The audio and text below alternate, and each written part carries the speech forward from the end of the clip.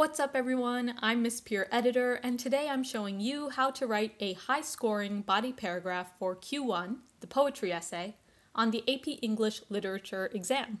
Make sure to watch until the end to see my full paragraph. In this video, I'll be using the actual exam prompt from 2018, which covers all of Senior's poem, Plants. I recommend watching my original Q1 video in which I annotate this full poem. The link to that video is in the description. This prompt asks us to analyze how the poet portrays the complex relationships among the speaker, the implied audience, and plant life, and it suggests different literary techniques that we can focus on. Here's my thesis statement. The speaker employs a suspicious tone and an extended metaphor comparing plants to a conquering army in order to convince her audience that humans often underestimate the scheming nature of plants. In this video, we'll draft the second body paragraph, which will examine that extended metaphor. I'm going to give you a general structure that your body paragraph will follow. You might move elements around or add claims and transitions. It's completely up to you. First, start with the topic sentence. This should answer the question, how do the literary techniques covered in the body paragraph support the argument in the thesis? Next, you'll integrate evidence from the poem by selecting concise phrases or words that contribute to the poem's artistic style. If you want to discuss figurative language, diction, or tone, make sure that those devices really shine in the text that you've chosen. After your evidence, you need to develop commentary that will deconstruct the evidence to uncover the poem's deeper meaning. I'm going to explain exactly how to do this in a minute. Lastly, your concluding statement is your answer to the question, so what?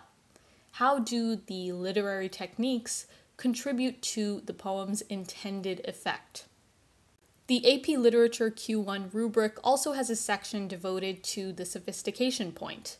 You can earn this point by identifying complexities or tensions, including contradictions, irony, characters' hidden intentions, connotations of words or actions, or contrasts. You could situate the argument within a broader context by discussing the universal abstract theme conveyed by the poem, similar situations that others might experience, or any parallels such as historical events. Another option is to account for alternative interpretations, and I think that this is a straightforward and underrated way to earn the sophistication point. It's exactly what it sounds like, a different perspective on the poem's meaning. I saw the poem in this prompt as a humorous and satirical piece meant to poke fun at plants, but another reader might interpret the poem as a serious warning against the danger that plants pose in today's world. As long as I explore that alternative interpretation with sufficient detail, meaning more than a sentence or two, I can earn the sophistication point. Employing a vivid or persuasive style is another way to get this point, and this is definitely achievable if you practice varying your sentence structure, creating cohesion through transitions, and choosing appropriate and elevated vocabulary. I have videos to help you sharpen each of those skills. To help you identify evidence and craft thoughtful commentary, I've laid out the following elements which you can analyze in your body paragraph. These are not all literary devices, meaning this list is not limited to metaphors, similes, imagery, and so on. Instead, this is a list of many aspects of a poem that you can examine in your essay. To develop commentary, we're going to ask ourselves questions and provide answers based on our interpretation. A lot of students get stuck at this part because they wonder whether their commentary is right or exactly what the author intended. But I'm here to tell you that as long as you can explain your reasoning using solid evidence, you'll be fine.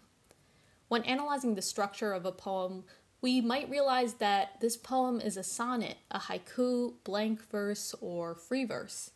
It will have a certain number of stanzas, and each stanza will have the same number or a different number of lines. What does the poem structure reveal? Maybe a very orderly structure, such as a sonnet, shows that the speaker has carefully written a love song during Shakespeare's time, or maybe each stanza tells a different part of a story. Think about the perspectives of both the speaker and the audience. Is the poem written as a monologue in which the speaker is talking directly to the audience? Do the speaker and the audience have specific motivations or biases? Does the poem produce an emotional response from the audience, such as excitement, wonder, fear, or resentment? Sound is a unique aspect that we can analyze when it comes to poetry. Rhymes, rhythm might create a sense of harmony or musicality. Consonants, assonance, or alliteration might draw the reader's attention to a specific idea or illuminate the speaker's attitude toward a particular topic. Punctuation is important as well. Dashes might create a choppy, uneven effect, or a series of commas might indicate a long list of items. When analyzing the speaker's word choice, we should think about the connotation or the underlying meaning of words, and whether the speaker's diction reveals a specific background or disposition. Does the speaker make exaggerations or understate an issue to downplay or ignore it? Consider the effect of language in the poem on your 5 senses. Can you as the reader feel as though you can reach into the poem and see, touch, taste, smell, or hear? And what is the theme conveyed by the poem?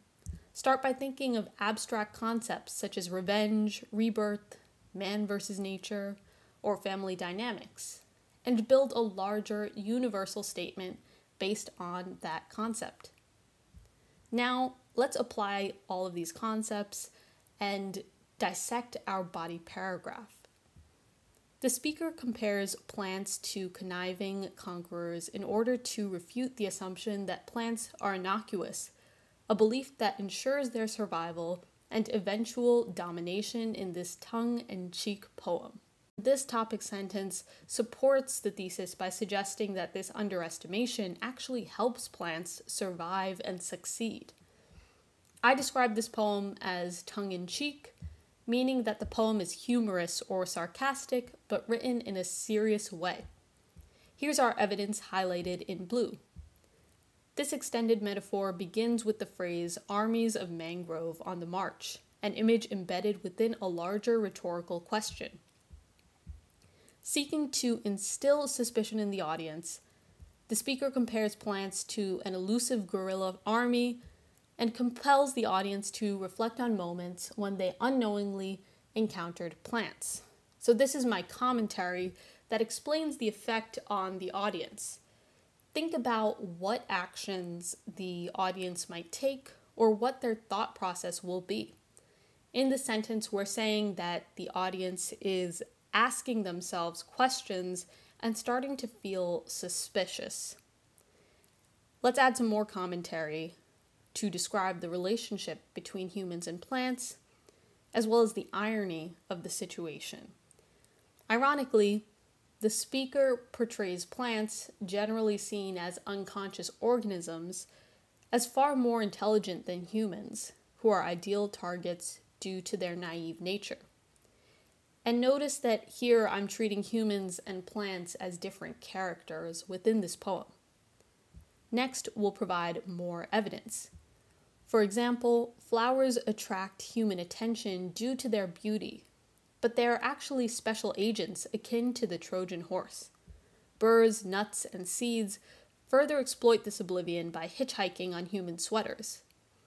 Note that the comparison we're making to the Trojan horse, one of the ultimate symbols of deception and trickery, is our own commentary. The poem does not mention the Trojan horse whatsoever. The speaker personifies plants as colonizers that travel in creative ways to paint an amusing picture and turn the mundane into the extraordinary. Imagining plants as creatures living in a microcosm with their own modes of transportation allows the speaker to achieve his hidden objective, to encourage the audience to inspect their surroundings from a newly curious and attentive perspective. Now we're aiming to earn the sophistication point with these 2 sentences by exploring the poem's complexity.